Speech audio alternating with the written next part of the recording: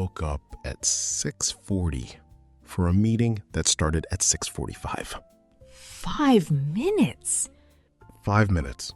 My alarm went off, I looked at it, and my brain actually thought, that can wait. Your brain negotiated with an alarm clock and lost. Badly. And that's not even the worst part of the week I'm about to tell you about. Hi, I'm Anna. And I'm Robert. This is No Excuses English podcast, and today's episode is a little different. It's not a list, it's a week. My actual week. And hidden inside it are 20 phrasal verbs you use constantly without ever learning as a proper list. 20 in 4 stories. No boring flashcards. Nobody has ever gotten excited about a flashcard, Anna. Somewhere a language app is very offended right now. Let it be offended. Flashcards had their chance. They've had years, and most people still forget the word by the next morning anyway. A story, on the other hand, tends to stick around for years without you even trying to remember it. True. So here's the promise. By the end of this episode, you'll have 20 phrasal verbs that actually stuck to a memory, not to a page you'll forget by Thursday. And you'll understand exactly how bad my week actually was. Let's start at the beginning. So, Monday. I woke up late. We already covered that. I woke up late, and once I finally managed to get up, I got up, I walked into the kitchen, opened the fridge, and discovered we had run out of coffee. We ran out of coffee. Completely run out. Not a little low, empty. The bag was sitting there, folded, mocking me. A tragedy of epic proportions.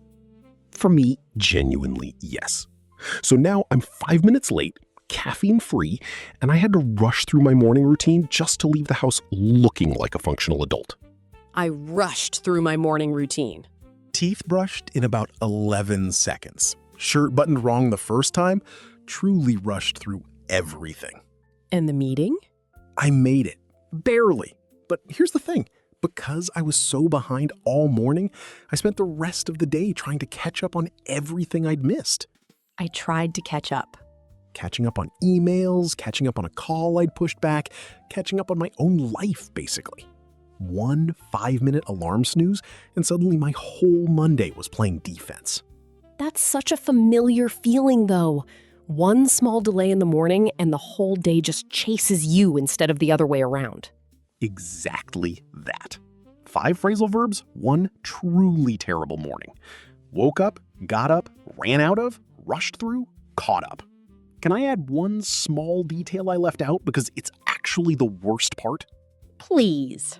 I got to the meeting coffeeless, shirt slightly wrong, and the first thing my manager said was, "Wow, you look like you had a morning." Oh no. And I just said, "You have no idea." And somehow that became the most honest thing I said in the entire meeting. I think everyone's had that exact sentence directed at them at least once. You look like you had a morning. It should be a standard English phrase taught on day 1, right after hello. And Monday wasn't even the interesting part of the week. Monday was just the warm-up. Quick pause here. Small favor. If any of these phrasal verbs are new to you, don't be an English hoarder. Send this to someone who also negotiates with alarm clocks and loses. Subscribe if this is your first time with us. We do this every week. Real conversation, real English, occasionally real chaos. Okay, Tuesday gets more interesting and a little more awkward. Tuesday, I ran into someone from university at the grocery store, completely by accident. I ran into someone. I ran into her, literally rounded a corner near the cereal aisle, and there she was. Who was it? A woman named Priya. We used to get along really well back then. We used to get along well. We got along well, all through university. Study group, coffee breaks, the whole thing. But we fell out with each other a few years ago, and it was never fully resolved. We fell out with each other. What happened, if you don't mind me asking? Something small, actually. A misunderstanding about a group project that just never got fixed. We both got busy, stopped reaching out, and the friendship quietly ended without either of us deciding it should. That's almost worse than an actual fight. It really is. A real argument at least gives you something to apologize for. This was just silence that grew. So what happened at the cereal aisle? We just stood there for a second, both clearly deciding whether to pretend we hadn't seen each other. The classic grocery store standoff. There's a very specific kind of panic in that moment. You're holding a box of oatmeal, making direct eye contact with your own past, and your brain is doing rapid calculations about whether pretending to read the nutrition label is a viable escape plan. Did you consider the nutrition label plan? Briefly, I read the word fiber about 4 times without absorbing any of it. A tense moment for oatmeal to witness. Exactly. But then she smiled first, and we ended up talking for 20 minutes next to the oatmeal. And by the end, we basically made up. We made up. We made up. Right there. No big dramatic speech. Just 2 adults admitting the falling out was silly in hindsight. Did you two figure out what actually caused it all those years later? We did figure it out eventually. Turns out we'd both assumed the other one was upset about the same tiny thing, and neither of us had ever just asked. Years of silence over something you could have solved in one sentence. Painfully common, I think. Anyway, we exchanged numbers again, and I think we're actually going to move on from that whole chapter properly this time. Not avoid the topic, actually move past it. We're gonna move on. That's a nice way to end a story that started with cereal. Priya actually laughed about that too, when I pointed out that of all the places for this to happen, it had to be the cereal aisle specifically, not somewhere dignified. Cereal. Real reconciliations rarely happen somewhere dignified. That tracks. I think that's actually part of why it worked, weirdly. If we'd scheduled a proper coffee meetup to talk things through, it would have felt heavy, like a negotiation. The cereal aisle had no ceremony to it at all. It just happened. Sometimes the unplanned version of a hard conversation goes better than the planned one. Every time, in my experience.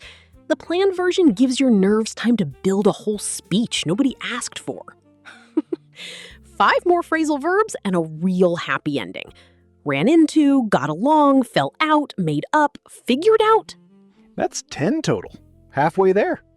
Wednesday was mine, and it's a little embarrassing. Those are always the best ones. So there's a dentist appointment I've been putting off for months. I've been putting it off. Putting it off since basically the beginning of the year. Every time it comes up, I find a reason to reschedule, and the reasons get progressively worse. What was this week's reason? I told myself I was too busy to deal with it. I was too busy to deal with it. Too busy to deal with a 20-minute appointment. Meanwhile, I spent 45 minutes that same day watching a video about ancient Roman plumbing. Priorities. Extremely questionable priorities. And here's the part that actually got to me. My mom called that evening, and somehow the topic came up, and she said something like, at some point you have to stop putting it off or just give up on having healthy teeth altogether. Stop putting it off or give up. And I laughed at first because it's a dentist appointment. It's not exactly a life crisis. But something about hearing it said so plainly actually landed differently than I expected. What landed, exactly? That I do this with more than dentist appointments. Conversations I need to have, decisions I need to make. I put them off and I tell myself I'm being efficient by focusing on other things, but really I'm just avoiding something uncomfortable. That's a really honest thing to admit on a podcast about phrasal verbs. I contain multitudes, apparently. My mom, by the way, has absolutely no idea how much power she has when she says things that plainly. She thinks she's just talking about teeth. Mothers rarely know the full weight of the sentences they hand out so casually. Genuinely. She probably went back to watching her show 5 minutes later while I sat there having a small crisis about my general approach to adulthood. A very productive phone call in the end. Accidentally productive. Anyway, I booked the appointment. I'm not giving up on my teeth. Can I actually pause the story for a second? Because there's something actually curious about phrasal verbs that I think explains why they're so hard for learners in the first place. Go on. Give up doesn't mean anything close to give plus up separately. You can't guess it from the two words. That's true for almost all of today's 20. Run into has nothing to do with running. Figure out has nothing to do with a number figure. So they're basically their own separate vocabulary word, just wearing a disguise made of two smaller words. That's a great way to put it, which is exactly why a story works better than a definition. Your brain remembers Robert almost gave up on his teeth a lot longer than it remembers give up to stop trying. There's also the small torture of some phrasal verbs changing meaning completely depending on the preposition. Run into someone is meeting them by accident. Run into a problem is hitting an obstacle. Run into debt is a financial disaster. Same two words, three completely different lives. That's one of the truly cruelest parts of learning this language, and I say that with love. So this whole episode is secretly a memory trick.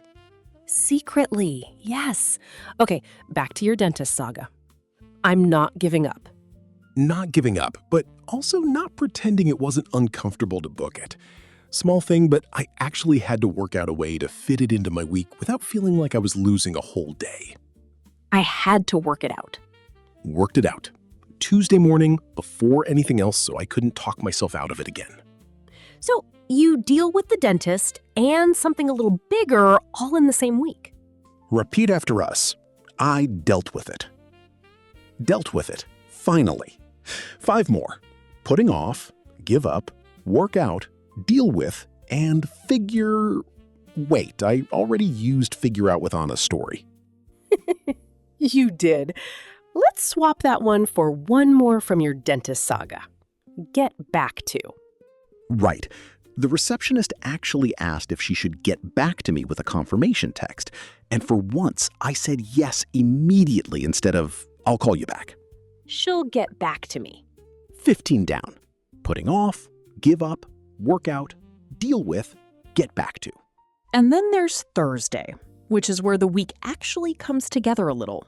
How so? I finally decided to bring up something with my sister that had been bothering me for a while. I brought it up. I brought it up carefully because I know these conversations can go badly if you're not thoughtful about it. What was it about? Just something small she'd said months ago that stuck with me more than it should have.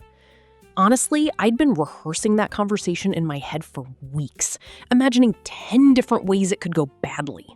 Did any of the imagined versions match what actually happened? Not even close. My imagined version had her getting defensive, maybe both of us raising our voices a little. The real version was just 2 sisters talking quietly on a Thursday evening. One of us a little nervous, the other one just listening. Instead of hinting around it, I just gently pointed out how it made me feel. I pointed it out. Pointed it out clearly. No accusations, just honesty. And she really hadn't realized. She said she'd look into why she'd said it in the first place. Actually think back on what was going on with her that day. She'll look into it. And she promised to get back to me properly once she had, instead of brushing past it. Repeat after us. She'll get back to me.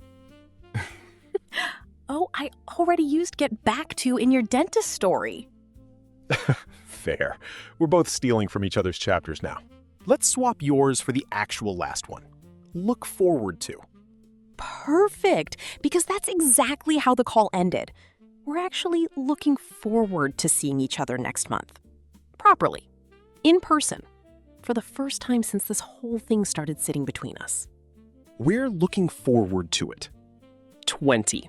That's the full 20 hiding inside one very normal, very human week. And then Friday morning happened.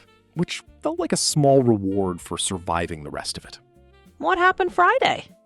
Nothing, really. That's the whole point. I woke up on time, there was coffee, nobody was late to anything, and I didn't have a single uncomfortable conversation to have. A whole day with 0 phrasal verbs required. Blissfully boring. I think I actually appreciated it more because of how the rest of the week went.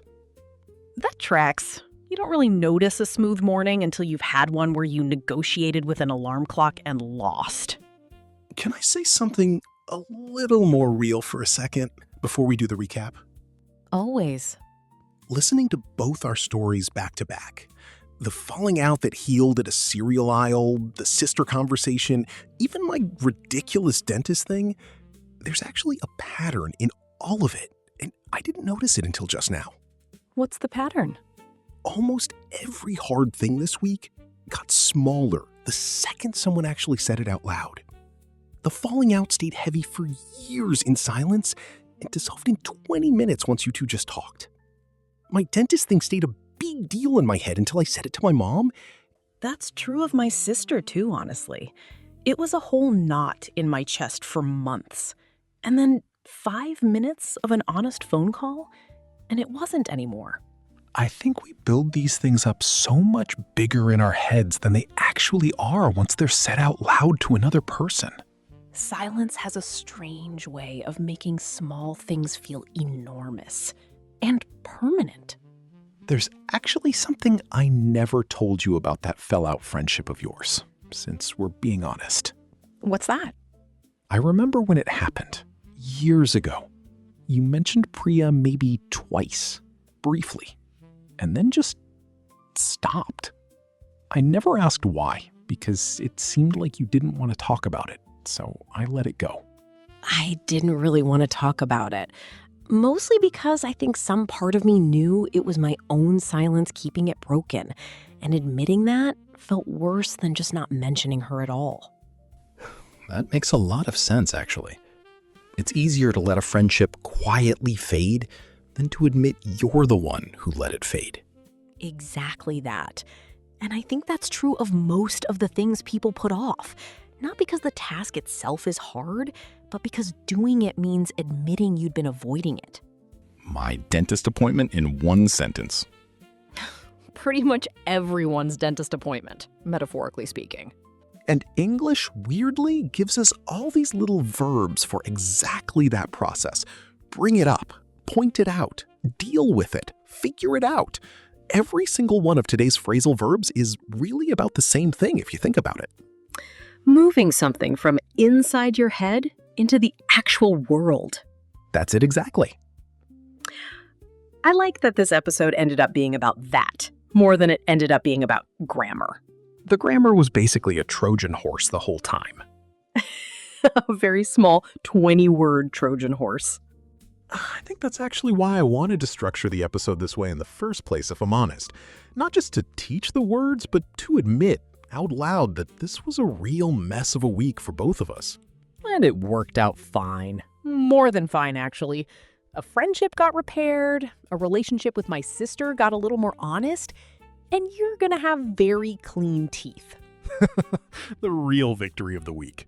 All from 20 small verbs that most people learn by accident and never actually study on purpose. Let's actually study them on purpose then, one final time. All right, let's collect all 20 in order, one more time, quickly. Chapter 1, the morning. Wake up, get up, run out of, rush through, catch up. Quick meanings, back to back. Wake up is opening your eyes. Get up is actually leaving the bed. Run out of is having none left. Rush through is doing something too fast to focus properly. And catch up is closing a gap you fell behind on. Chapter 2, old friends. Run into, get along with, fall out with, make up, figure out. Run into is meeting someone by accident. Get along with is having a good relationship. Fall out with is the opposite, having a falling relationship after a disagreement. Make up is fixing things after a conflict. And figure out is finally understanding something confusing. Chapter 3. The things we avoid. Put off, give up, work out, deal with, get back to. Chapter 4. Talking it through. Bring up, point out, look into, get back to. No, wait. We already had that one in Chapter 3. Let's fix that properly. Chapter 4. Final 5. Bring up, point out, look into, get through to, look forward to. And their meanings. Put off is delaying something. Give up is stopping trying. Work out is finding a solution or successfully arranging something. Deal with is handling a problem directly. And get back to is responding to someone after some time. For Chapter 4, bring up is introducing a topic in conversation. Point out is drawing attention to something specific. Look into is investigating something further. And look forward to is feeling excited about something coming in the future. Get through to, meaning to successfully make someone understand or reach them, which fits perfectly, because that's what my sister and I finally did. Repeat after us. I finally got through to her. Small curious detail before we close this out. Some phrasal verbs actually shift slightly between British and American English. Fill out a form in America is fill in a form in Britain, for example. Same idea, different small word. And both are completely correct depending on where you learned English. Which is honestly a relief to hear because a lot of learners panic the first time they see two versions and assume one of them must be wrong. Neither is wrong. English just has regional preferences, the same way any language does. 20. Complete, no repeats. Wake up, get up, run out of, rush through, catch up, run into, get along with, fall out with, make up, figure out, put off, give up, work out, deal with, get back to, bring up, point out, look into, get through to, look forward to. Let's test a few. Fill in the blank. I haven't seen my old roommate in years, and then yesterday him at the airport, completely by chance. Ran into. Nice work if you caught that. One more. I've been that conversation for weeks, but I'm finally going to have it today. Putting off. You're building real range with these. Last one. After the argument, it took us a few days, but we finally made up. 20 phrasal verbs, and you just used 3 of them correctly without even opening a textbook. 2 more, since you're clearly on a roll. I don't want to talk about it right now. Can we... this later?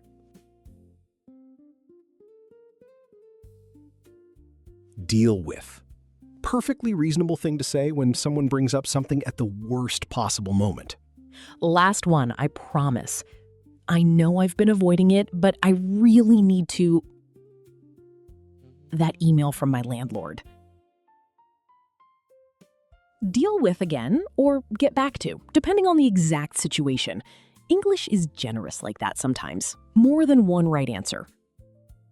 So that's the week. Coffee crisis, cereal aisle reunion, a very avoidable dentist appointment, and 1 honest phone call. 20 phrasal verbs, 0 flashcards. If one of these 20 is going straight into your own life this week, tell us which one in the comments. And if there's a story behind it, a real I ran into someone or I finally brought it up moment, we want that too. We read every single one. Honestly, half the reason we tell our own embarrassing stories on this show is so you feel a little safer telling us yours. It works both ways. Every awkward thing you admit in the comments makes the next person's awkward thing feel a little less scary to admit too. A whole comment section quietly practicing bring it up in real time. That's a beautiful and slightly chaotic image. Don't be an English hoarder. Share this with the friend who also negotiates with alarm clocks and loses. Subscribe if this helped. New episodes every week. Real English, real stories, no excuses. Thanks for being here today. See you in the next one.